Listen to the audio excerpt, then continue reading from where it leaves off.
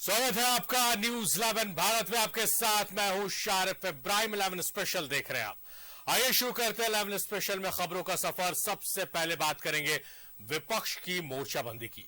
2024 में बीजेपी के खिलाफ मोर्चाबंदी में जुटे विपक्षी दलों की पटना में बैठक हुई, जिसमें लोकसभा चुनाव साथ मिलकर लड़ने पर सहमति बनी।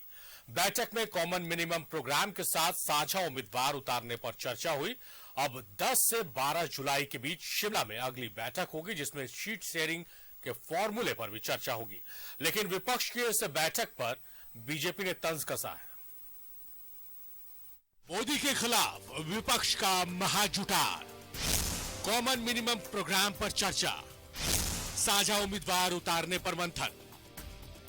लोकसभा चुनाव में बीजेपी और प्रधानमंत्री नरेंद्र मोदी के खिलाफ मजबूत मोर्चाबंदी के लिए 15 विपक्षी दलों का पटना में महाजुटान हुआ।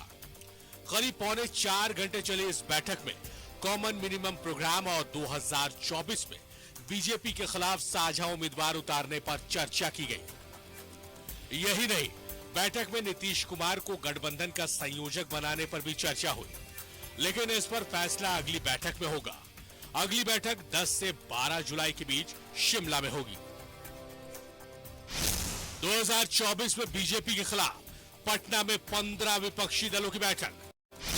सीएम आवास में करीब 4 घंटे बैठक, कॉमन मिनिमम प्रोग्राम पर चर्चा, बीजेपी के खिलाफ साझा उम्मीदवार उतारने पर मंथन। सभी दलों ने साथ चुनाव लड़ने पर जताई सहमति। 10 से 12 जुलाई के बीच शिमला में होगी अगली बैठक। गठबंधन का नाम, संयोजक और सीट शेयरिंग के फॉर्मूले पर शिमला में होगी चर्चा। बैठक में उद्धव ठाकरे ने दिल्ली के अध्यादेश को लेकर आपके समर्थन की उठाई इस बार। उमर अब्दुल्ला ने केजरीवाल से धारा 370 पर आपका रुख साफ करने को कहा। बैठक के बाद कांग्रेस के राष्ट्रीय अध्यक्ष मल्लिकार्जुन ने कहा है कि लोकसभा चुनाव के लिए कॉमन एजेंडा बनाया जा रहा है। हर राज्य की अलग रणनीति तैयार की जाएगी। वहीं नीतीश कुमार ने कहा कि कांग्रेस के नेतृत्व में अगली मीटिंग होगी, जिसमें कौन कहां से चुनाव लड़ेगा इस पर फैसला होगा। लेकिन बैठक के बाद प्रेस कॉन्फ्रेंस से पहले ही अरविंद केजरीवाल चले गए। यही नहीं, आम आदमी पार्टी ने कहा कि अध्यादेश पर कांग्रेस अपना रुख साफ करे, नहीं तो उसके साथ किसी बैठक में शामिल नहीं होंगे। विपक्षी दलों की बैठक के बाद प्रेस कॉन्फ्रेंस के दौरान लालू प्रसाद ने राहुल गांधी की शादी की बात छेड़ी। लालू ने राहुल से कहा, आप शादी करिए, हम बाराती चलेंगे। शादी कर लेना चाहिए था और अभी भी समय गया बीता नहीं है। शादी करिए और हम लोग बाराती चले और शादी करिए, बात मानिए। आपकी मम्मी हमको बोलती कैसे हो जाए, एकदम पक्का करना पड़ेगा। मम्मी आपकी बोलती थी कि आप हमारा बात नहीं मानता, शादी करवाइए आप। देश के लिए एक मील का पत्थर साबित होगा, मेरा ये मानना है। और एक ईमानदार और एक संकल्पित सोच के साथ आगे बढ़ा जाए तो हर मंजिल पाया जा सकता है, हर लड़ाई जीती जा सकती है। तो आज जो हमारा देश का एक चेहरा था, उस चेहरे को फिर से स्थापित करने का और मजबूती प्रदान करने का एक संकल्प लेकर आगे बढ़ने का एक प्लेटफॉर्म तैयार करने का ये पहला कदम है। जी का बहुत बहुत धन्यवाद और आभार प्रकट करूंगा। आज पटना और बिहार नए राजनीतिक नव जागरण का गाभा बन रहा है। आज केवल दल यहां नहीं बल्कि देश के लोग, देश के नेता मिल रहे हैं। पटना का संदेश यही है आज के कार्यक्रम का कि हम सब लोग मिलकर के काम करेंगे, मिलकर के और देश को बचाने का, देश की जनता को और देश कैसे आगे बढ़े उस दिशा में लगातार हम लोग मिलकर के काम करेंगे। यही संदेश है। मैं सभी लीडर्स का बहुत बहुत धन्यवाद और आभार प्रकट करता हूं। अब समय ऐसा आ रहा है ना कि मुझे तो लगता है कि उनकी काफ़ी बेचैनी बढ़ गई है।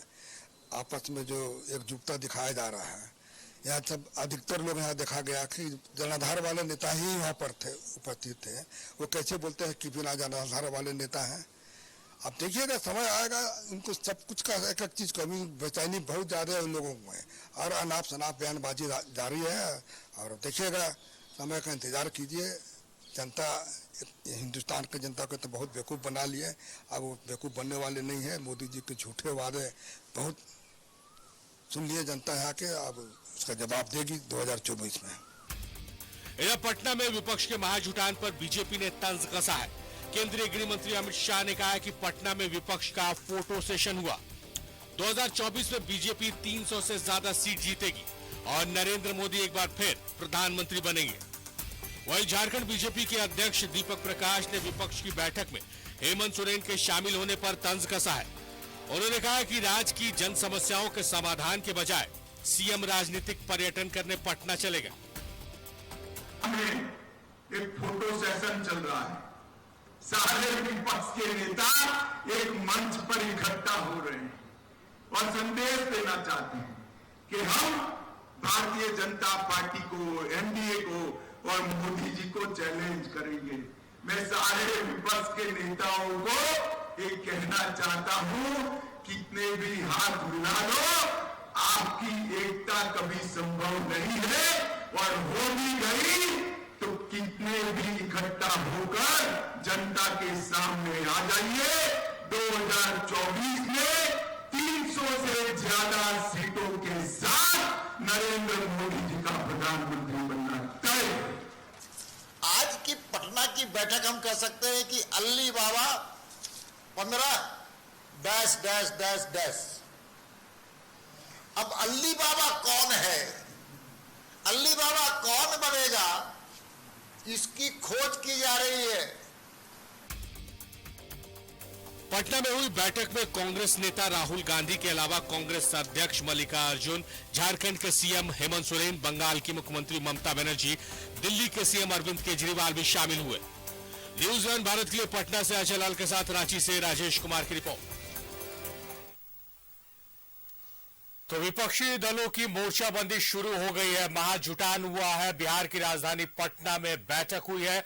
बहुत दिनों से कवायद चल रही थी, विपक्ष लगातार कह रहा था कि यह बैठक संभव नहीं है, लेकिन यह बैठक हो गई है। अगले जो एजेंडे बचे हुए हैं कि गठबंधन का नाम क्या होगा, चेहरा क्या होगा, सीट शेयरिंग कैसे होगी, ये तमाम मसलों पर जुलाई में 10 या 12 जुलाई को बैठक बुलाई गई है शिमला में, उसमें तय होगा। इस मसले पर चर्चा करने के लिए बहुत खास मेहमान खास मुद्दे पर हमारे साथ जुड़े हुए हैं। हमारे साथ स्टूडियो से हरि सिंह साहब है जो आम आदमी पार्टी को रिप्रेजेंट कर रहे हैं। हरि जी स्वागत है आपका। सरोज सिंह जी है जो बीजेपी नेता है। शमशेर आलम साहब कांग्रेस नेता है। सरोज जी, शमशेर जी स्वागत है आपका न्यूज़ 11 भारत में। सरोज जी, शुरुआत आप ही से करते हैं। आप लोग लगातार कह रहे थे कि विपक्ष की बैठक नहीं हो पाएगी, जो डेट एक्सटेंड हो रहे थे। विपक्ष फाइनली आज बैठ गई है पटना में। हम लोगों ने कब कहा कि विपक्ष की बैठक नहीं होगी? हम लोगों ने कभी किसी ने नहीं कहा कि बैठक नहीं होगी। वो तो हम लोग जान रहे हैं कि जब बाढ़ आएगा तो सब लोग एक ही पेड़ पर, सभी विपरीत परिस्थिति, विपरीत धारा वाले लोग सब एक पेड़ पर चढ़ेंगे। तो चढ़े हुए हैं, लेकिन अब चढ़ करके कितना साथ रहेंगे ये देखना होगा। ये हम लोगों ने कभी नहीं कहा कि ये लोग नहीं बैठेंगे, तो बैठ ही रहे, रोज बैठ रहे, लेकिन कुछ हल नहीं निकला। आपने कहा कि फिर शिमला में फिर बैठेंगे ये लोग, तब और आगे तय करेंगे। तय इनको करना है, करे कहाँ, दिक्कत कहाँ है उसमें? लोकतंत्र है, लोकतंत्र में सबको अधिकार है लड़ने का, मिल के लड़ने का, अकेले अकेले लड़ने का। अब ये लोग अकेले अकेले फरियावे, साथ मिल के लड़े, उससे कोई फर्क नहीं पड़ने वाला है मोदी जी को और भारतीय जनता पार्टी को। शमशेर साहब, सरोज जी ये कह रहे कि नहीं कह रहे थे, लेकिन केंद्रीय नेता लगातार कह रहे थे कि ये लोग एक मंच पे आ ही नहीं सकते, तमाम विपक्षी दल एक मंच पे आप लोग आ गए। आज की बैठक पर पहला आपका रिएक्शन क्या है? देखिए, भारतीय जनता पार्टी के नेता और विशेष करके केंद्र के जो माननीय प्रधानमंत्री अमित शाह जी हैं, इन लोगों ने बहुत प्रयास किया कि विपक्ष के लोगों को तोड़ा जाए और करीब करीब कई लोग से संपर्क भी स्थापित किया गया। लेकिन उसके बावजूद भी विपक्षी एकता वैसे लोगों पर के मुंह पर तमाचा है जो लोग ये कहते थे कि विपक्ष एक हो ही नहीं सकता है, बैठ ही नहीं सकता है, तो आपने देखा कि राहुल गांधी जी जब बाहर थे तो माननीय नीतीश कुमार जी ने जो 12 जून का जो वक्त रखा था उसको लेकर के हुआ कि लौटेंगे तो 23 जून को होगा। 23 जून के भी बैठक पर ये लोग हमेशा लगातार, आप दिल्ली के चाहे बड़े नेताओं का देखिए, प्रदेश के नेताओं का देखिए कि विपक्ष की बैठक टाई फीस होगी, कभी बैठक हो ही नहीं सकती है, आपसी तालमेल नहीं है।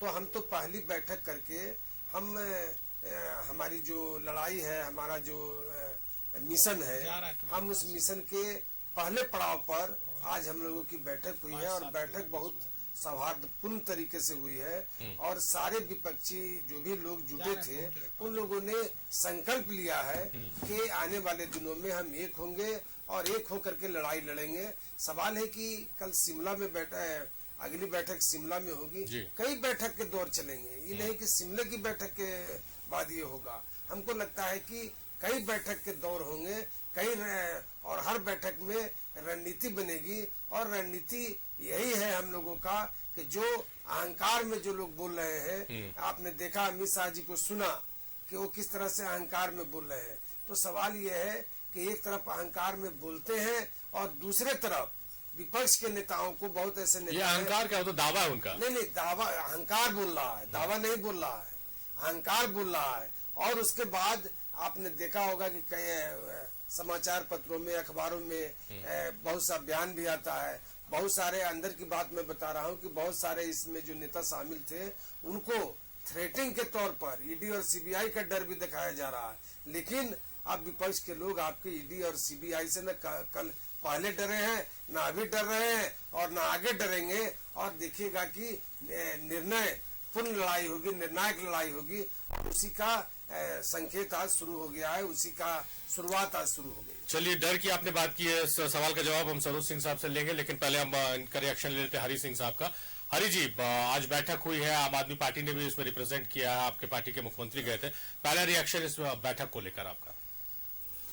देखिए, ये बैठक लोकतंत्र बचाने को लेकर के देश में संविधान के तहत लोकतांत्रिक देश चल रहा है और जब इस तरह का अध्यादेश जो लोकतंत्र के खिलाफ हो, स्वाभाविक रूप से पूरे देश को, जितने भी विपक्षी पार्टी हैं उनको बैठना लाजमी है और सारे लोग एक मंच पर आ गए हैं।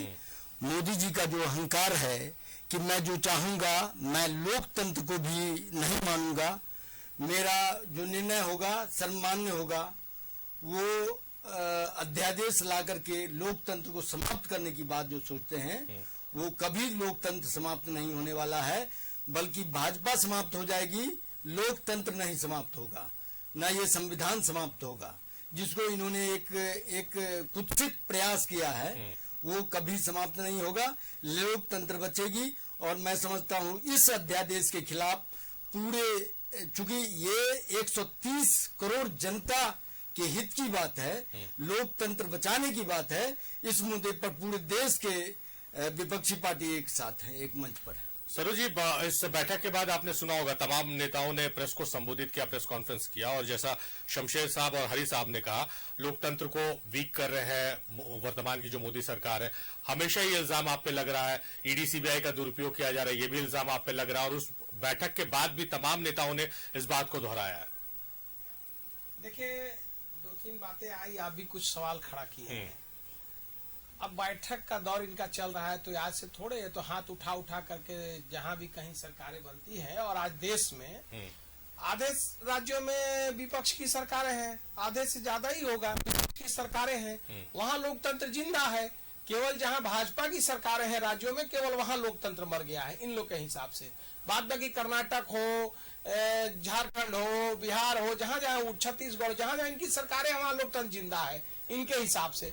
अब एक चीज बताइए कि ये तो, और जहां जब भी सरकारें बनती है राज्यों में तो ये लोग सब लोग एक ही मंच पर चढ़ चढ़ के हाथ उठा उठा फोटो भी खिंचाते हैं, जैसे कि आज खिंचाया इन्होंने, आगे भी ये खिंचाते रहेंगे। एक दो बात हम कहेंगे। अब हरि सिंह जी ने कहा कि ये सब लोकतंत्र बचाने के लिए हम लोग आए हैं, नहीं, ये लोग सब भ्रष्टाचारियों को बचाने के लिए आए हैं और भ्रष्टाचारी को बचाने के लिए सारे भ्रष्टाचारी एक हो गए हैं। जितने बैठे हुए उसमें कौन सा है जिन पर केस नहीं चल रहा है? किस पार्टी के नेता हैं, किस पार्टी के सुप्रीमो नहीं है जिन पर केस नहीं चल रहा है, बेल पर नहीं है, जेल से में नहीं गए हैं? कौन है पार्टी के लोग हैं? तो ये सब भ्रष्टाचारी जुट गए हैं और भ्रष्टाचारियों को बचाने का ये जो है मीटिंग चल रहा है। भ्रष्टाचारियों को बचाने का, लोकतंत्र नहीं, लोकतंत्र तो जिंदा है।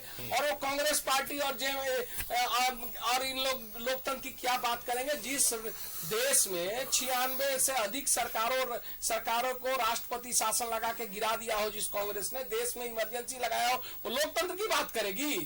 ये लोग लोकतंत्र की बात करने लायक है? सारे भ्रष्टाचारी एक हो गए हैं भ्रष्टाचारियों को बचाने के लिए। और उसके बाद भी रिजल्ट कुछ नहीं आने वाला है। आपने देखा होगा कि पिछले बार उत्तर प्रदेश के चुनाव में ऐसे ही ये लोग बोले कि सब उससे बड़ा गठबंधन और कोई नहीं हो सकता, कि मायावती जी का भी अपना एक प्रभाव है, कांग्रेस भी थी, अब तो कांग्रेस खत्म हो गई यूपी में, कांग्रेस भी थी, अखिलेश जी थे, ये तीनों मिलकर यूपी में चुनाव लड़े थे। जब बीजेपी को 73 सीट 14 में आया तो ये तीनों मिल गए और तीनों बड़ी ताकत थी और ये लोग वोट जोड़ रहे थे कि हम लोग का 60% वोट हो जाता है, 63% हो जाता है। रिजल्ट क्या हुआ? ये 4-5 सीट ही हमको नीचे कर पाए वहां पे। तो रिजल्ट ये लोग देखा है, लगभग वही सीटें रही। और अब अब तो वहां भी सब अलग अलग लड़ने वाले हैं। अभी तो पहले एक तो हो जाए। अभी आज घोषणा करें ना केजरीवाल जी यहाँ बैठे हुए आम आदमी पार्टी के नेता कि कांग्रेस और हम लोग दोनों मिल के लड़ेंगे ये दिल्ली में, ये घोषणा करें। ममता बनर्जी कहे कि कांग्रेस को कितना सीट दे रही है वहां पे, पहले आने तो दीजिए ना। ये भ्रष्टाचारियों को बचाने के लिए और एक्सरसाइज है मीडिया में कवरेज के लिए कि मीडिया में जिंदा रहे ये लोग सब लोग। और आप कह रहे ईडी सीबीआई 100 करोड़ के संपत्ति अटैच हो रहे हैं। झारखंड में ही 21 करोड़ एक ही के घर में मिल गया। आज तक मुख्यमंत्री FIR का आदेश नहीं दे रहे हैं। तो ये भ्रष्टाचार 100 करोड़ की संपत्ति जब्त हो रही है, क्या वो सब भी भाजपा वाले ले जाकर रख दे रहे हैं? क्या आपके नाम से कर दे रहे हैं? अब वो भाजपा वाले आपके नाम से संपत्ति कर दिए हैं क्या? जो 100 करोड़ 200 करोड़ 500 करोड़ 1 लाख करोड़ से ऊपर संपत्ति पिछले 8 सालों में मोदी जी के कार्यकाल में ईडी ने अटैच किया है। और अगर किसी को दिक्कत है तो कोर्ट जाना चाहिए। कोर्ट सबके लिए खुला है। अगर आपके साथ अन्याय हो रहा है तो कोर्ट से न्याय लेके आइए, लेकिन कोर्ट से भी राहत इनको नहीं मिल रहा है। यानी ये सब भ्रष्टाचारी हैं। चलिए, चर्चा हो रही है और इस चर्चा में हमारे साथ डॉक्टर तनुज खत्री भी जुड़ गए हैं। तनुज जी, स्वागत है आपका न्यूजीलैंड भारत में।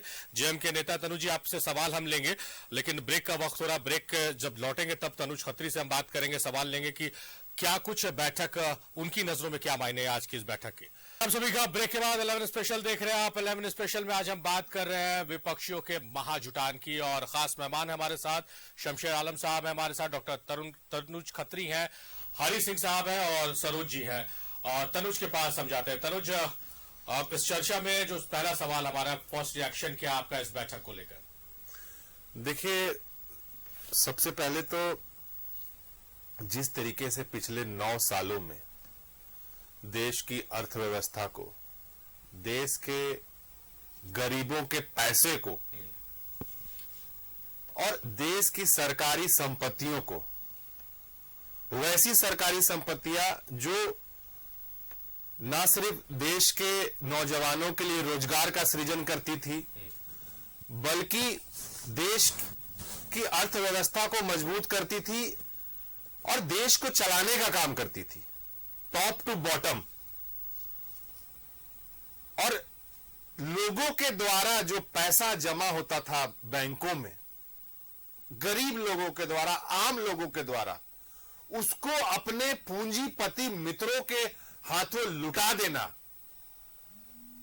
इवेंट मैनेजमेंट के दम पर, मार्केटिंग टूल्स के दम पर, एडवर्टाइजिंग कैंपेन के दम पर, PR एजेंसी के दम पर लोगों के आंख में धूल झोंकना, जिस तरीके से नरेंद्र मोदी जी ने किया। और देश को बचाना है। आज चुनाव और चुनावी मुद्दा होता जरूर है, लेकिन देश को इस पैमाने पर, इस स्थिति पर लाकर के खड़ा कर दिया भारतीय जनता पार्टी ने कि आज अगर देश के सभी प्रमुख और लोग अगर एक नहीं होंगे तो आने वाले समय में कई जो स्थितियां हैं वो भयावह होंगी। और उसी के लिए एक पहल है, और उस पहल में आज जैसा कि माननीय मुख्यमंत्री हेमंत सोरेन जी शामिल हुए हैं, और आगे भी, चूंकि पहली बैठक है ये जिसमें सभी लोग शामिल हुए, तो एजेंडा वही है कि देश कैसे बचे। भारतीय जनता पार्टी के कुशासन से, इनकी गलत नीतियों से, इनकी भ्रष्टाचार की जो इनकी नई नई तकनीक है, उससे देश को बचाना है और उसी के लिए सब एकजुट हुए हैं और हम समझते हैं कि आने वाले समय में इसका अच्छा स्वरूप देखने को मिलेगा। चलिए शमशेर साहब से सवाल ले लेते हैं। शमशेर जी, जैसा कि आपने केंद्रीय गृह मंत्री को भी सुना और आपके सरोज सिंह साहब भी कह रहे हैं कि कोई फर्क नहीं पड़ने वाला है। हालांकि आप लोगों की जो बैठक हुई उसके बाद से बहुत पॉजिटिव बयान और संकेत भी आ रहे हैं, लेकिन बीजेपी का आज भी कहना है कि एकजुट हो गए हैं, बैठक हो गई, लेकिन कोई फर्क नहीं पड़ने वाला है। देखिए, भारतीय जनता पार्टी के नेता कर्नाटक चुनाव हाल में हुआ और उसमें भी इनके प्रधानमंत्री से लेके गृह मंत्री से लेके और सरोज जी जैसे कार्यकर्ता भी यही बोलते थे कि कर्नाटक में क्या होगा। लेकिन सबसे बड़ी बात है कि लोकतंत्र चलता है या चुनावी जो मुद्दा होता है वो जनता के मिजाज पर होता है, और किस तरह से कर्नाटक में इनको पटकनी दिया गया उससे अभी उबरे ही नहीं थे कि अब जो विपक्षी नेताओं की जो बैठक हो रही है ये लोग तिलमिला गए हैं। अब ये देखिए कि यहाँ विपक्षी बैठक हो रही है और किस तरह से इवेंट करके और आप अमेरिका से संदेश दे रहे हैं। अमेरिका में कह रहे हैं कि लोकतंत्र बहुत मजबूत है, मैं नहीं कह रहा हूँ, देश के प्रधानमंत्री कह रहे हैं जी। और वहां पर लोकतंत्र की दुहाई दे रहे हैं, सेकुलरिज्म की दुहाई दे रहे हैं। लेकिन जब जमीन पर आप आते हैं, जब हिंदुस्तान के जमीन पर आते हैं तो आपको लगता है कि लोकतंत्र कहीं नहीं है, लोकतंत्र की हत्या हो रही है, साथ ही साथ सेकुलरिज्म के नाम पर नफरत बांटा जा रहा है। तो कहने का मेरा अर्थ ये था कि भारतीय जनता पार्टी की कथनी और करनी में आज से फर्क नहीं है, जब से भारतीय जनता पार्टी की बुनियाद डाली गई है तब से है। दूसरा चीज की सरोज साहब चिल्ला चिल्ला के बोल रहे हैं कि भ्रष्टाचारियों का जमाना है, भ्रष्टाचारियों का जमाना है। अरे भाई, भ्रष्टाचारियों की जमाना जो आप बोलते हो तो उस भ्रष्टाचार जिसको आप भ्रष्टाचारी बोल रहे हो उसको राज की जनता तुमको हरा रही है और उस पर विश्वास कर रही है, चूंकि वो जानती है राज की जनता को भ्रष्टाचारी नहीं है। तुम्हारे सीबीआई और ईडी से प्रमाण नहीं लेना है कि हम भ्रष्टाचारी हैं अथवा नहीं है। तुम तो सीबीआई और ईडी का इस्तेमाल करके अच्छे अच्छे लोगों को भ्रष्टाचारी बना दे रहे हो, अच्छे अच्छे लोगों के घर में छापा मार के भ्रष्टाचारी। बहुत बड़ी लंबी लंबी बात ये कर रहे थे, 100 करोड़ 200 करोड़। लालू यादव जैसे नेता पर लगातार तुम्हारा सीबीआई और ईडी छापा मारने का काम किया, आज तक एक 98 भी तुमको नहीं मिला। इसका जवाब दीजिए। उस तरह से कई उदाहरण है। हेमंत सोरेन के तमाम लोगों को आप ईडी और सीबीआई ने बुला करके आज ये मंत्री जाएंगे, कल वो मंत्री जाएंगे। अरे भ्रष्टाचार कराने वाले लोग आज जो राज की हालात है, आज जो मान लिया पदाधिकारियों पर हो रही है कार्रवाई, वो पदाधिकारी कब पैदा लिए?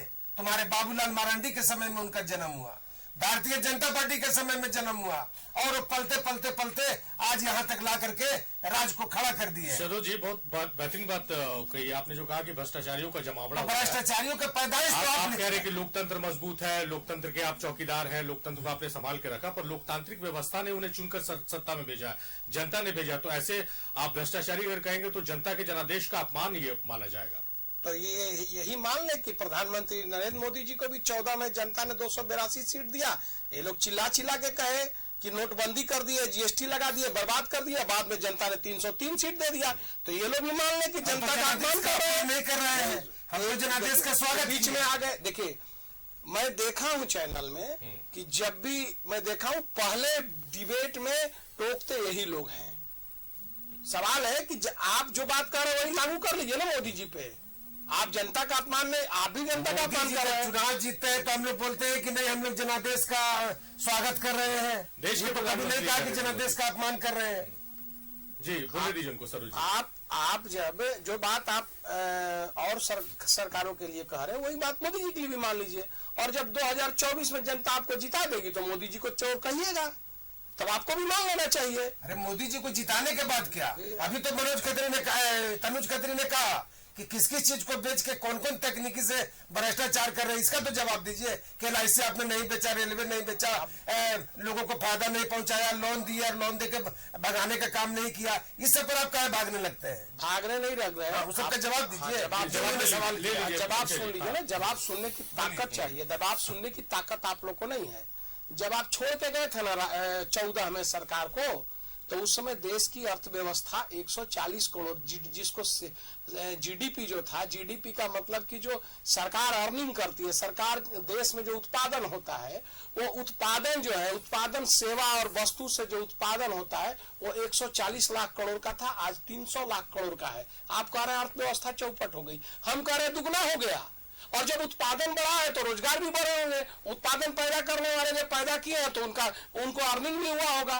तो जो अर्थव्यवस्था 140 करोड़ से 300 लाख करोड़ हो गई, आप उसको कह रहे हैं कि डुबा दिए। तो आपको कहने का क्या, आप कह रहे हैं, आपने तो कह दिया कि लालू जी के यहाँ 1 रुपया नहीं मिला, 150 का एक ही घर उनका 150 करोड़ का पकड़ा गया, जिसको कई लाख रुपया की क्या दिखाए हुए हैं कि 2 करोड़ के 1 करोड़ दिखाए हुए हैं, और वो 60 लाख और 150 करोड़ का बताइए। अरे भैया वो नहीं कहाँ पकड़ाया? अटैच क्या कराया? कहाँ पकड़ाया है ना? मैंने कहाँ पकड़ाया? दिल्ली में बोले से। अब लीजिए, आप चैनल से बात करिए। कभी नहीं सुना हमने, कभी अखबार में। अच्छा ठीक है, पूजा सिंघल का पकड़ाया ना, ठीक है, एक पूजा सिंघल का पकड़ाया ना, किसकी पैदाइश है? हाँ ठीक है, ठीक है, हमारी पैदाइश है, भाजपा की पैदाइश है, ठीक है, मान लिए। अब आप हमको बताइए, ठीक है, भाजपा ने पैदा किया, हम स्वीकार कर लिए, चैनल में मान लीजिए, ठीक है, थोड़ा देर के लिए, तो उनका संपत्ति अटैच हुआ ना। आज 6 महीना से फाइल हेमंत सोरेन के यहाँ है, उस पर FIR के लिए क्यों नहीं कर रहे हैं?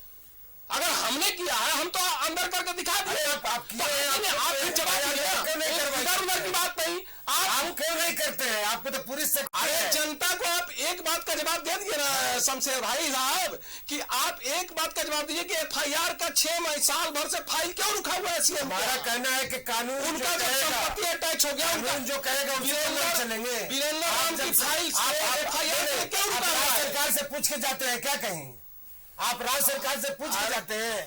अब राज्य सरकार की कहीं भूमिका आपको नजर नहीं आती? बोल लीजिए, आप पीछे करवाइए, चिल्ला लीजिए, आप कीजिए करवाइए, पहले बोल लीजिए। चलिए तनुज, GDP वाले मसले पर आप GDP की बड़ी बड़ी बातें कर रहे थे, हालांकि उसका सही मतलब नहीं बता पाए। कोई बात नहीं, मैं पूछूंगा भी नहीं।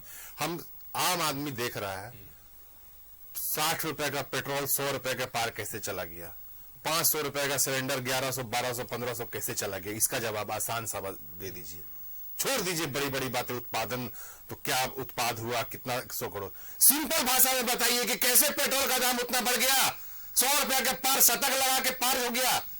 गैस सिलेंडर का दाम कैसे बढ़ गया उतना? है जवाब? नहीं है जवाब।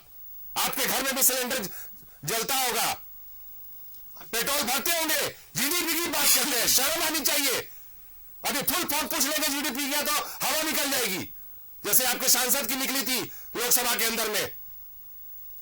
अरे पेट्रोल का दाम बढ़ गया, गैस चूल्हे का दाम बढ़ गया, शर्म आनी चाहिए। GDP की बात कर रहे हैं चैनल पे बैठ करके, आम आदमी को समझा पाइएगा आप कि कैसे बढ़ा पेट्रोल का दाम, कैसे बढ़ा डीजल का दाम, कैसे बढ़ा रसोई का दाम, कैसे बढ़ा आटा दाल चावल तक में GST लगा दिया आपने। बात करते हैं, आप मुद्दा उठा रहे हैं महंगाई का, ठीक है, बहुत अच्छी बात है। विपक्ष जो है वो इन मुद्दों को लेकर जनता के बीच जाएगी कि किसी एक पर्टिकुलर आदमी यानी प्रधानमंत्री नरेंद्र मोदी की मुखालफत करते हुए जनता के बीच जाएगी? हम तो जाते हैं, तनुज तो लगातार जा रहे हैं, और हम पूरे देश में आज जितने नेताओं की जो जुटान हुई है, तमाम दल के लोग, हम लोग कहाँ जाए? हम लोग आम जनता के बीच जा रहे हैं, मोदी के पास नहीं जा रहे हैं, अमित शाह जी के पास नहीं जा रहे हैं। नहीं समझा शमशेर साहब, मैं आम जनता के बीच जाकर के महंगाई के मुद्दे को लेकर के जा रहा हूं, मैं नफरत के मुद्दे को लेकर के जा रहा हूं, और आज यही वजह है कि जो अभी जब चुनाव हो रहे हैं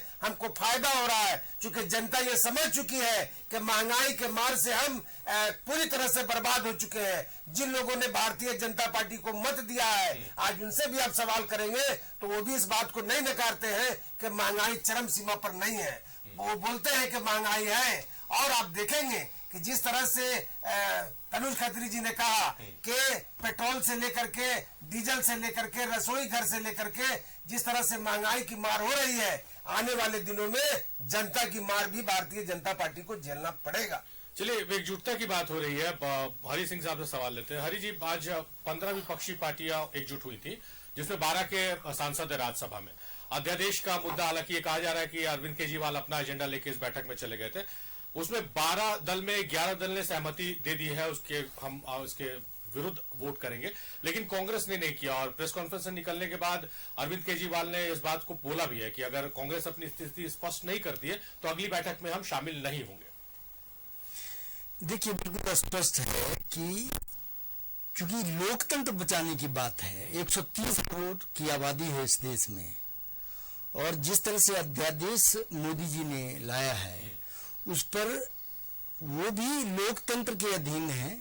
कांग्रेस वाले भी, कांग्रेस के लोग भी ये समझते हैं कि लोकतंत्र के खिलाफ है, और लोकतंत्र के खिलाफ या तो लोकतंत्र के खिलाफ जो अध्यादेश है उसके मतलब खिलाफ वोटिंग करें, या नहीं तो ये समझा जाएगा कि मोदी जी के साथ हैं। तो ये दिखना चाहिए कि आप जनता के साथ हैं, संविधान के साथ हैं, लोकतंत्र के साथ हैं। ये तो तय कांग्रेस वाले को करना है कि आप जनता के साथ हैं कि नहीं, लोकतंत्र के साथ हैं कि नहीं। और मैं समझता हूं कि आने वाले दिनों में जब वोटिंग होगी तो खिलाफ कांग्रेस वाले भी करेंगे। ऐसा पूरे देश की जनता भी समझ रही है कि इस मुद्दे पर कांग्रेस भी हमारे साथ होंगे।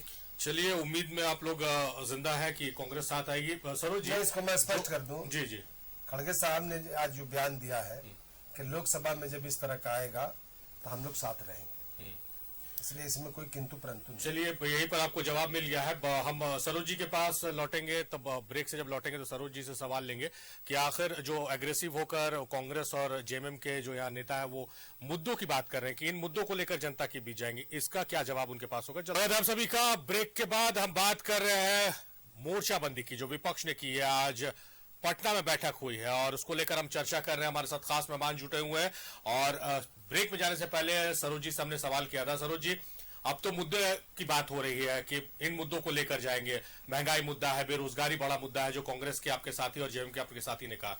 इन सब मसलों पर आपका क्या कहना है, किस तरह से काटिएगा इसको? देखिए, मसले पर कहने दीजिएगा तब तो 3 लोग बोल रहे हैं। नहीं, आप कहिए। अब जैसे मैं शुरू करता हूं तो ये नहीं, तनुज जी बोले, आपको बोले देंगे। हम बिल्कुल बोले और जोर जोर से बोलने से गला खराब हो जाता है। आवाज ही वैसे ही है, तो अब इसमें जोर का क्या है? गला खराब हो जाता है, तो धीरे बोलने से ज्यादा अच्छा रहता है। और जीडीपी का हमसे अर्थ भी पूछ लीजिए, हिंदी बता दीजिए। तो जीडीपी का हिंदी होता है सकल घरेलू उत्पाद, और सकल घरेलू उत्पाद इसका हिंदी होता है। लेकिन जीडीपी कैसे निकाला जाता है, कौन विभाग निकालता है, उसमें कौन कौन चीजें जोड़ी जाती है, और उसकी सीमा क्या है ये बता दे। और जीडीपी क्या है, जीएनपी क्या है ये बता दे। हम सवाल इनको कर दिए, अर्थव्यवस्था पे सवाल हमसे पूछ रहे हैं, तो ये जीडीपी क्या है और जीएनपी क्या है। और हम तो कह रहे हैं कि जिस दिन जीडीपी और जीएनपी एक हो गया उसी दिन देश खड़ा हो जाएगा, आत्मनिर्भर हो जाएगा। उसी को तो हम खड़ा करने में लगे हुए हैं। अब ये कहेंगे तो अगर समय होगा तो कहेंगे तो जीडीपी और जीएनपी इनको समझा देंगे, लेकिन सवाल वो नहीं है। सवाल है कि वहां अभी आपके चैनल में ही पेट्रोल, डीजल, रसोई गैस, वो भी बोल रहे हैं, इसी पर बोलिए। नहीं सुनना है हमको आपका हिंदी रूपांतरण। नहीं, मैंने फुल फॉर्म पूछा था, छोड़ दीजिए। लेकिन पेट्रोल, रसोई गैस, आटा, चावल, दाल, उसी के जवाब में आ रहे हैं, उसी के जवाब। सीधा सवाल है ना सरोज जी, आप बोलने दीजिएगा तब ना वो बोलेंगे। मैं तो सीधा, बीच में मैंने नहीं बोला। और जहां तक आवाज की बात है, अब वो अपना वॉइस का लेवल होता है, आपका कम है, मेरा ज्यादा है, तो उसमें मैं कुछ नहीं कर सकता हूँ। आप पानी चलिए, आपकी आवाज तेज है, पर सरोज जी को नहीं, तो आप आवाज की छोड़े रहिए, सब मुद्दों पे भटकाने का काम करते हैं। हम पूछ रहे हैं कि कैसे डबल हो गया, 100 रुपये पार हो गया पेट्रोल के, बोलिए ना। तो बोलने दीजिए तब ना जवाब। पेट्रोल पर सीधा सवाल लीजिए, डीजल पर लीजिए, चावल पर लीजिए, सवाल सुन लिया आपका। ठीक है, थैंक यू। ऐसा है कि जब देश आजाद हुआ था ना, तो उस समय 1 रुपया 8 आने पैसे घी था ना, तो ये 14 में छोड़ के गए थे ना, तो उस समय 8 आने ही घी था, 50 पैसे ही किलो घी था। ये जो 8 साल में सारा बढ़ गया है, ये जो बढ़ा है ये मोदी जी के 9 सालों में बढ़ा है। ये जो 1947 में जब देश आजाद हुआ था और जिन जिन चीजों की जो कीमत थी वही कीमत 2014 तक एकदम सेम था। बढ़ा है बस ये 8 सालों में। कोरोना में देश में उत्पादन प्रभावित हुआ, देश की जनसंख्या लगातार बढ़ रही है। आप अर्थशास्त्र में पढ़े हुए हैं कि मांग और डिमांड पर प्राइस निर्भर करता है। जब देश की जनसंख्या बढ़ रही है, देश में उत्पादन कम होगा तो डिमांड बढ़ेंगे तो दाम बढ़ेगा, उस पर चिंता नहीं है। देश कैसे चल रहा है, इस कोरोना में भी गरीबों को कैसे मुफ्त में अनाज दिया गया कि लोग भूखे नहीं रहे, कैसे कल्याणकारी योजनाएं, आप तो आज जितनी कल्याणकारी योजनाएं चल रही, मैं गिनाने के लिए नहीं बैठा हुआ हूं, लेकिन 12 कल्याणकारी योजनाएं डायरेक्ट बेनिफिट के माध्यम से खाते में पैसे दिए जा रहे हैं। आप तो कुछ नहीं दिए, तो पैसे जा कहां रहे थे, सब लूट ले रहे थे। अब मिल रहा है और जनधन खाते में पैसे जा रहे हैं, किसानों के, गरीबों को मुफ्त में अनाज मिल रहा है, गैस सिलेंडर मिल रहा है, शौचालय मिल रहा है, घर का निर्माण हो रहा है। तो ये पैसे आपके समय तो कुछ नहीं किया आप लोगों ने, तो क्या नहीं, तो उस समय पैसे कहां जा रहे थे, भ्रष्टाचार में जा रहे थे। अब उनके यहां जा रहे तो आप लोग चिल्ला रहे हैं, आप लोग चिल्ला रहे हैं। जनता से पूछिए ना, जनता ने 303 सीट देके बैठाया दोबारा, आप फिर चिल्ला रहे हैं 24 में इससे ज्यादा सीट देके जिता के भेजेगी। आप लोग चिंता मत करिए, आप लोग केवल बैठ करके जो है और बस सारे भ्रष्टाचारी, एक जवाब नहीं। कोर्ट है कि नहीं देश में, कानून है कि नहीं है? अगर हम किसी को गलत फंसाया तो कोई कोर्ट क्यों नहीं जा रहा है, कानून के यहाँ क्यों नहीं जा रहा है, कानून से इनको राहत क्यों नहीं मिल रहा है? मैं तो एक सवाल किया, हमसे चिल्ला चिल्ला के आप बोल रहे हैं कि जवाब दे जवाब दे। मैं एक सवाल किया, मुख्यमंत्री अभी तक FIR का आदेश क्यों नहीं दिया पूजा सिंघल और वीरेंद्र राम पर, इसका जवाब दे देना। यहाँ प्रधानमंत्री ने अभी तक क्यों नहीं अडानी पर जवाब दिया? आप तो संसद चलना बंद करवा दिए, क्यों नहीं जवाब दिया प्रधानमंत्री ने अडानी पर? इसका जवाब देना चाहिए ना आपको भी, देना चाहिए, दे रहे हैं। दीजिए, डायरेक्ट जवाब दीजिए कि अडानी के मामले पे नरेंद्र मोदी जी ने क्यों नहीं जवाब दिया, क्यों चले गए अमेरिका घूमने? दूसरा कोई जाता है तो बोलते हैं कि ये हो रहा है, देश को बदनाम करने जा रहे हैं। आप कौन सा नाम करने जा रहे हैं इवेंट करवाने के लिए? वही अडानी का पैसा से इवेंट मैनेजमेंट हो रहा है अफ्रीका के अंदर में। अब ये हाँ बिल्कुल हो रहा है, और रिकॉर्ड बोल रहे हो रहा है। बजाइए ताली। आज तक प्रधानमंत्री 20,000 करोड़ रुपया किसका है उसका पता ही नहीं लगा। कहां गया 20,000 करोड़ का बजट जो आपने किया था, कहां है? नहीं देंगे। गैस सिलेंडर पर लंबा नहीं, गैस सिलेंडर पर पूछ लिए सवाल, नहीं आप बकवास कर रहे हैं ना, आप समय लेके बकवास कर रहे हैं। गैस सिलेंडर गलत बात सही बात, गलत बात सही बात, ऑब्जेक्शन सुनिए। What objection? ऑब्जेक्शन है, ऑब्जेक्शन करके डिबेट को डिटेल करिए। बोल रहे बकवास, सुनिए। अरे आपका समय हो गया, बोल दिया। आप देखिए बोलते रहेंगे। आपने बोला कि मुख्यमंत्री FIR क्यों नहीं कर रहे, तो इन्होंने भी, अरे क्यों वीरेंद्र राम की पत्नी को टिकट दिलवा रहे थे भारतीय जनता पार्टी? जवाब दीजिए। आपके सवाल के रघुवर दास कहां से चुनाव लड़वा रहे थे? सवाल कर रहे हैं, कौन सा पार्टनरशिप था? का जवाब सवाल होता है क्या? रघुवर दास के कौन सा संबंध था भारतीय जनता पार्टी का? वीरेंद्र राम की पत्नी से क्या संबंध था, बताइए। टिकट दिलवा रहे थे। अनुज जी आप रुक जाइए, वो बता देंगे। बता दीजिए सरोज जी के सवाल का। सवाल का जवाब नहीं दे रहे हैं। नहीं, सवाल ही ना, जवाब मिलेगा तब ना रुकेंगे। उस जवाब देने के बहाने अपनी बातें दूसरी बातें करेंगे तो ये तो कोई बात नहीं हुआ ना। सुनिए, इन्होंने महंगाई पे सवाल किया, कई सवाल किया, उसका हमने जवाब दिया। ईडी पे सवाल किया, उसका जवाब दिया। हमने इनसे सवाल किया तो इन्होंने सवाल पे सवाल किया। उनके सवाल पे सवाल का भी हम जवाब दे देते हैं, लेकिन मेरे सवाल का ही जवाब दे दे। इन्होंने सवाल किया अडानी पे, मैं कह रहा हूं सुप्रीम कोर्ट ने, छोड़ दीजिए इनके चिल्लाने के बाद, इनके हल्ला करने के बाद, सुप्रीम कोर्ट ने बजाबते कमेटी गठित किया। सुप्रीम कोर्ट के नेतृत्व में कमेटी गठित किया और कमेटी ने क्लीन चिट दे दिया अडानी को। अब आप सुप्रीम कोर्ट को पहले गाली दे दीजिए, फिर हमको गाली दीजिए। आप यहाँ चैनल में पहले माननीय न्यायालय, उच्च न्यायालय को, उच्चतम न्यायालय को गाली दीजिए, उसके बाद हमको कहिए। सुप्रीम कोर्ट की कमेटी ने क्लीन चिट दिया है, लेकिन अडानी का ये छोड़ेंगे नहीं, ये अडानी का ये राग अलाप छोड़ेंगे नहीं, समझे? तो अब तो जवाब मिल गया इनको। अब ये लोग पहले ये जो FIR नहीं है उसका जवाब इनसे पूछ लीजिए, झूठा ही जवाब दे दे। हम जैसे झूठ बोल रहे हैं जनता तय करेगी ना। देखिए अब बोल रहे हैं बकवास कर रहे हैं, ये बोल रहे हैं, हम बोल रहे हैं तो बकवास कर रहे हैं। हम बकवास करेंगे, आप कर रहे हैं तो जनता तय करेगी। हम लोग विषय को रख रहे हैं, जनता सुन रही है, तो जनता तय करेगी बकवास कौन कर रहा है। लेकिन हमने जो पूछा उस पर आप जवाब दे दीजिए, झूठ ही बोल दीजिए। नहीं, आप झूठे जवाब दे दीजिए, जनता तय कर लेगी। नहीं, हम इनसे पूछे ना, आप बीच में क्यों आप कह रहे हैं भैया? आप इनको बोलने दीजिए ना। हम इनसे सवाल कर रहे हैं कि वीरेंद्र राम और पूजा सिंघल। आ गया सवाल, आ गया साहिब जी। देखिए पहली बात तो सरोज जी, आपको हम एक चीज क्लियर कर देना चाहते हैं कि अब जो बार बार आप रिक्वेस्ट कर रहे हैं झूठ बोलने का, वो आपका और आपकी पार्टी का काम है। आप बोलिए झूठ, बहुत अच्छा झूठ बोल लेते हैं आप। यहाँ आपके जैसा एक कार्यकर्ता से लेकर प्रधानमंत्री तक सब झूठ बोल लेते हैं। आपको ट्रेनिंग मिलती होगी, मैं उस पर नहीं जाना चाहता हूं। हम झूठ नहीं बोलते हैं। हम सीधी तौर पर ये पूछे कि पेट्रोल का दाम, डीजल का दाम आपने घुमाने का काम किया। मेरे देश का 100 करोड़ रुपया क्यों खर्च किया ट्रंप सरकार पर? अब की बात ट्रंप सरकार, ये देशद्रोह नहीं है? खी अब की बार ट्रंप सरकार देखेगी, देश की जनता देख रही है, देश की जनता थोड़ा गिराई, अरे देख रही है, गिरे में तो आप है, आप लोग गिरे हुए हैं। मैं तो डिबेट करता लेते हैं, आपसे डिबेट कर आप पर एहसान कर रहे हो, आप पर एहसान कर रहे हो। अरे पिछली बार बोल के गए थे कि नहीं आऊंगा, तो काहे आगे अपनी बात पे तो कायम रहते, नहीं आऊंगा अपने बात पे तो कायम रहता, अपने शालीनता से अपनी बात को रखे, शालीनता से तनिष जी, शालीनता से अपनी बातों को रखे। देखिए दर्शक देख रहे हैं, जनता थूकेगी आप पर, देख करके आपको देखिए जनता थूकती है आप पर। तो मुद्दा चल रहा है विपक्षी एकजुटता का, और जो मेहमान हमारे साथ बैठे हुए वो आपस में उलझ रहे हैं।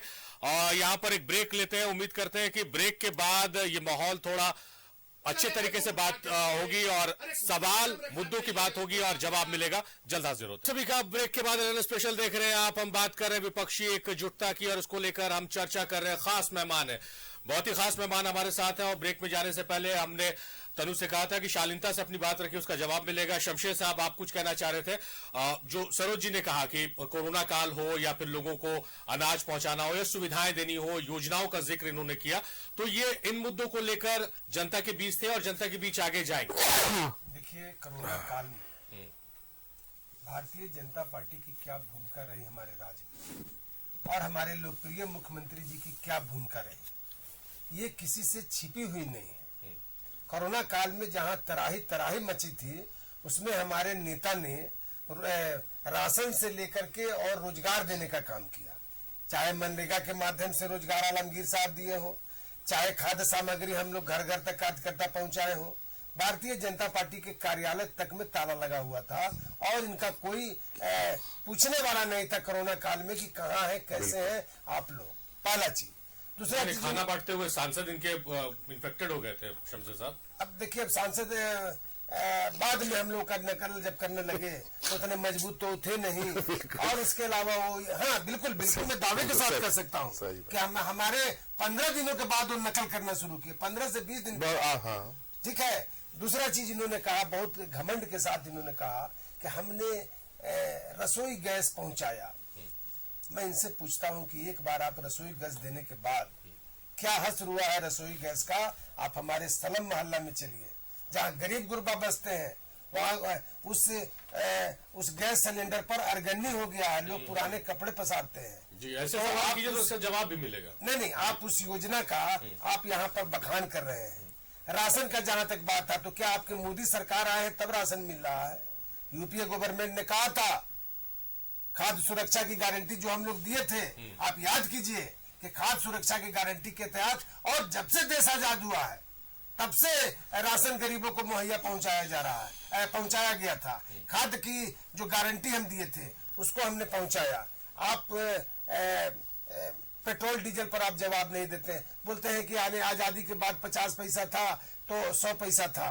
तो आपको वही चीज ध्यान देना चाहिए, जब यूपीए की गवर्नमेंट थी तो आपके नेता और नेत्री फिर सड़कों पर नृतिका की तरह जवाब भी देने का समय दीजिए।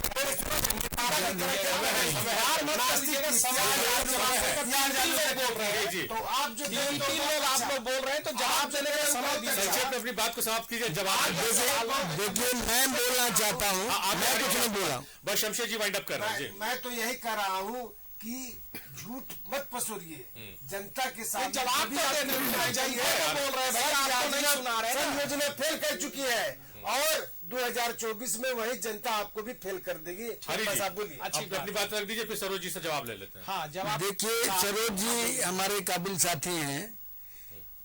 2014 से पहले बहुत प्रचार कर रहे थे कि बहुत हुई महंगाई की मार, अब की बार मोदी सरकार। समझ गए? हरी जी, एक मिनट आपके पास लौटते, बस कुछ सेकंड का वक्त लेंगे। शमशेर साहब बिना लेंगे, उन्हें कुछ अर्जेंट काम है। शमशेर जी, बहुत स्वागत है आपका बहुत धन्यवाद आपका, आपने कीमती वक्त दिया। जी हरी जी, आप अपनी बात मुकम्मल कीजिए। तो बहुत हो गई महंगाई की मार, अब की बार मोदी सरकार। मोदी सरकार के बाद वो गैस में जो सब्सिडी का जो एजेंडा चला रहे थे लोग, सब्सिडी का हाल देख लीजिए कि सब्सिडी मिलेंगे। अभी 37 रुपया 300 रुपए से 37 रुपए 76 पैसे मिल रहे हैं सब्सिडी में, और 1100 रुपए पहुंच गया। हम लोग जैसे मध्यम वर्गीय लोगों को भी सोचना पड़ता है कि 1100-1200 रुपया कहां से निकालें। तो ये स्थिति है देश में, जहां जहां भी इनको बस चला है मोदी सरकार को कि आपको खरीद फरोख्त करके, विधायक को खरीद करके या सरकार स्टेट में बना लेना है। तो जहां जहां प्रयास किए वहां कहीं कहीं सफल भी हुए और कहीं नहीं भी सफल हुए। इन्होंने दिल्ली में भी कई बार प्रयास किया कि वहां के विधायक को खरीदा जाए, कभी सफल नहीं हुए। इवन एमसीडी के चुनाव में भी हमारे पार्षद को खरीदने का प्रयास किया, हमारे पार्षद को खरीद नहीं पाए। अरे दिल्ली में जो काम किया है हमारे अरविंद केजरीवाल जी ने जनता के लिए, आप जीवन में कभी नहीं कर पाएंगे। और जिस तरह से शिक्षा, स्वास्थ्य, बिजली, पानी आप क्या मुफ्त देंगे, आप क्या योजना की बात करते हैं। आप लोगों ने तो गर्त में डाल दिया है। अब गरीब देश के अमीर प्रधानमंत्री हमारे मोदी जी हैं। अब अमेरिका में अपने आप जो है सो मार्केटिंग जो कर रहे हैं कि भाई इतने बड़े लोकप्रिय प्रधानमंत्री हैं, देश में त्राईमाम 40% जनता आधे भूखे पेट सोती है, उसके प्रधानमंत्री अमेरिका में दौरा कर रहे हैं। यहाँ तो देश की जनता की क्या स्थिति है, कहाँ कहाँ महंगाई है, किस स्तर की महंगाई को कम करना है, कैसे करना है, शिक्षा कैसे ठीक हो, स्वास्थ्य की व्यवस्था कैसे ठीक हो, उस पर काम करना चाहिए। आप अमेरिका में जाकर के मार्केटिंग करते हैं। चलिए जवाब ले लेते हैं। तनुज पेशेंस से सुनिएगा, उसके बाद आपके पास लौटेंगे। बहुत सारे सवाल आ गए एक साथ सरोज जी।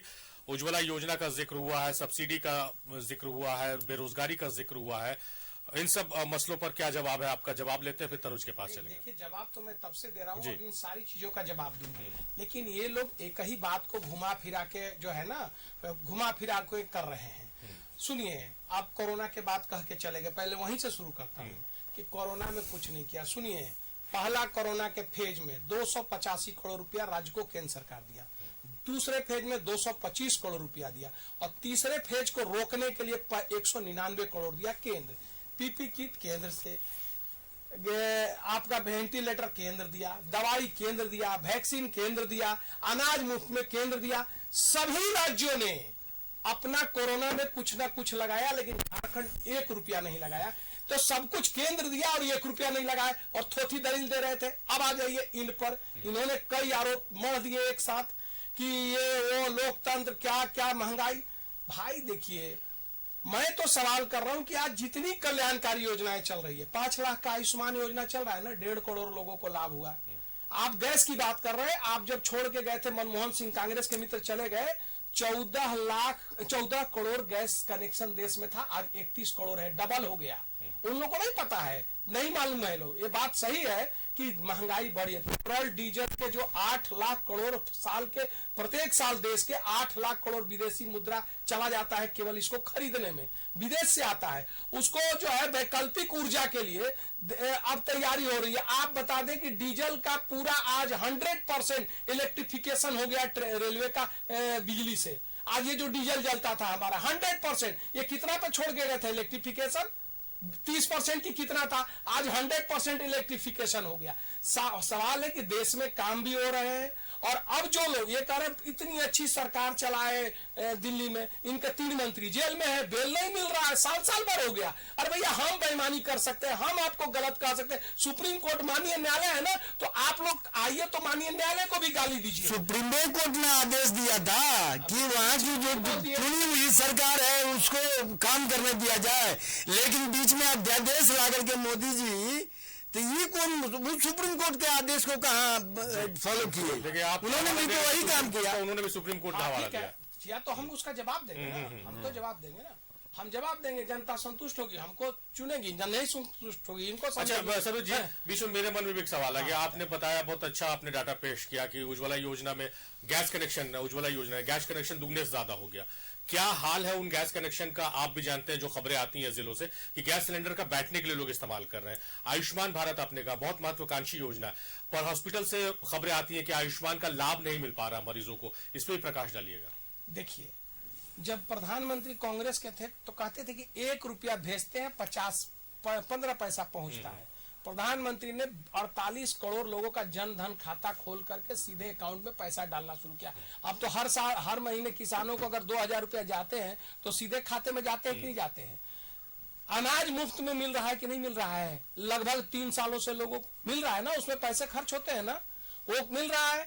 आयुष्मान योजना चल रहा है, 1 करोड़ 30 लाख लोग अभी तक उसका लाभ ले चुके हैं, लिए हैं। ठीक, गड़बड़ियां होगी तो गड़बड़ियां को ठीक करना है ना, यही तो देखिए सारी चीजें तो है, पहले से जितनी चीजें ठीक हुई हैं, जो चल रहा है, तो आप उसको ये नहीं मान सकते कि 100% लोग बोल रहे भूखमरी, भूख से मर रहे हैं। सच्चाई है कि देश में 70 सालों में ये हाल किया है देश का आप लोगों ने कि लोग आज भी भूखे मर रहे हैं। तो प्रधानमंत्री अन्न योजना से जब मिल रहा है उनको अनाज, तो मिल रहा है तो लोग गड़बड़ियां हुई होगी। अब 80 करोड़ लोगों को अनाज मिल रहा है मुफ्त में, तो 2-4 गड़बड़ियां होगी, तो इसको भी आगे ठीक करना है। लेकिन हमको ठीक करने के लिए हम तो आगे ले जाना चाहते हैं। आप क्या कर रहे हैं?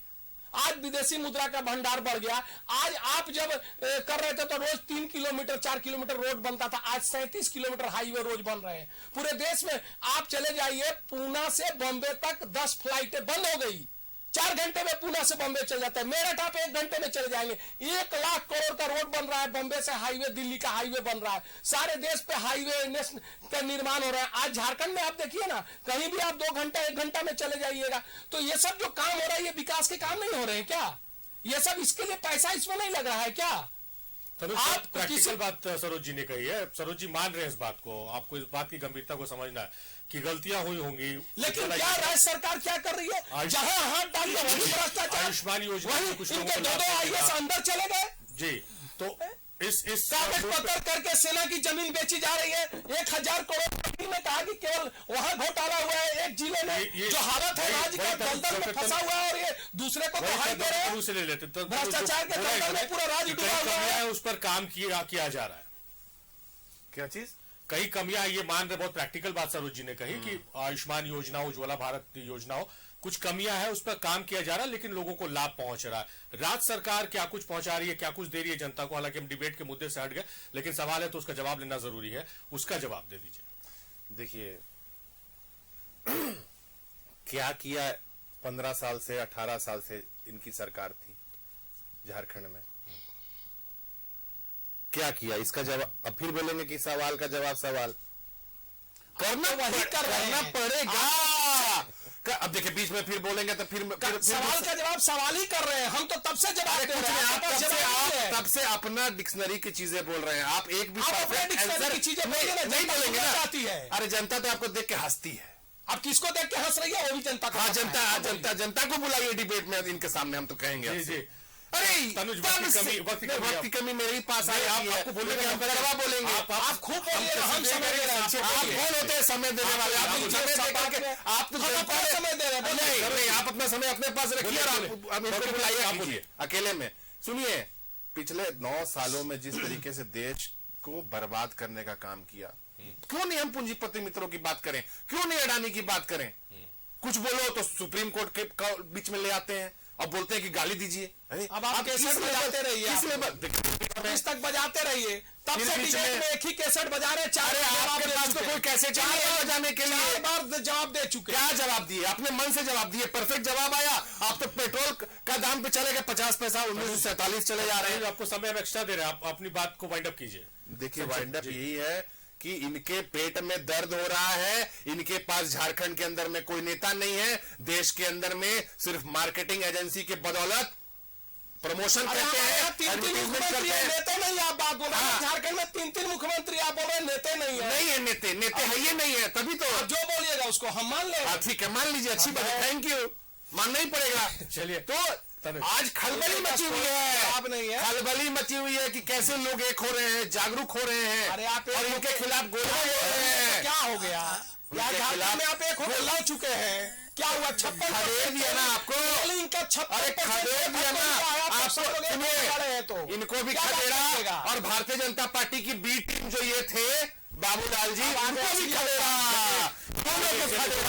एकजुटता की बैठक में हम बात कर रहे थे।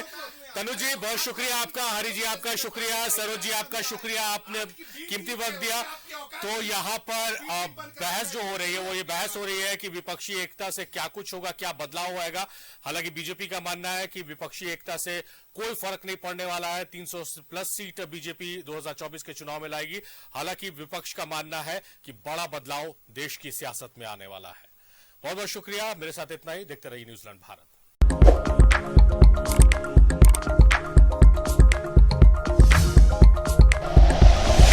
Like and share videos, subscribe करें हमारा चैनल और प्रेस करें बेल आइकॉन। न्यूज़ 11 भारत, सच है तो दिखेगा।